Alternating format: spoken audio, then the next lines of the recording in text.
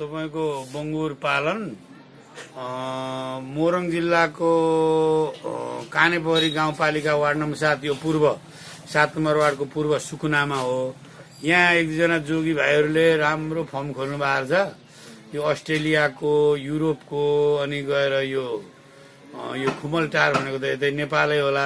यहाँका विभिन्न राम्रा जातका बङ्गुरहरू ल्याएर छ। जस्तै एउटा बङ्गुरको भुनी बङ्गुर 100 किलो भन्दा घटी छैन। मैले गएर प्रत्यक्ष हेरेँ। म पनि किनभने 37-38 सालदेखि त्यहाँ पशु स्वास्थ्य सहायक वा पशु डाक्टर हो। मलाई सबै मोरङ जिल्लाको आधा जस्तो मान्छेले जान्दछन्। र अब त्यो सुई हान्ने क्रम, उपचार गर्ने क्रम सबैको एउटा ऊ नै हो। तर कोही कोही रूढिवादी बाहुनले सुँगुर छुनु हुँदैन, खानु हुँदैन भन्दा पनि त्यो बङ्गुर चाहिँ कस्तो भने सेतो अस्ट्रेलियन भनेपछि त्यो क्षेत्री बाहुनलाई चल्ने सुँगुर हो त्यो सेतो सुँगुर नि। अनि त्यसो गर्दा त्यही सबै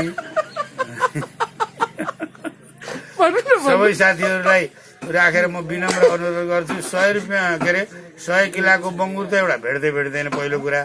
अर्को कुरा चाहिँ तपाईँको त्यो एकदम चारो खाँदा पनि तपाईँको चिउराको भुस, अर्को के जाति भिटामिन अनि त्यो अब औषधि पनि तपाईँको राम्रो राम्रो चाहिँ नि तपाईँको।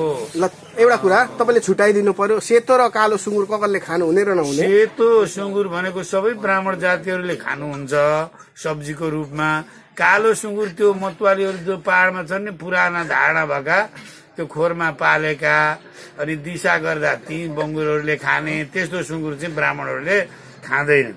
यो सुँगुर चाहिँ ब्राह्मणलाई पनि चल्ने सुँगुर हो। ल त हजुर, ल यति भयो। ठिकै हो, यही नै भन्छु र त्यो कुरा सत्य पनि हो।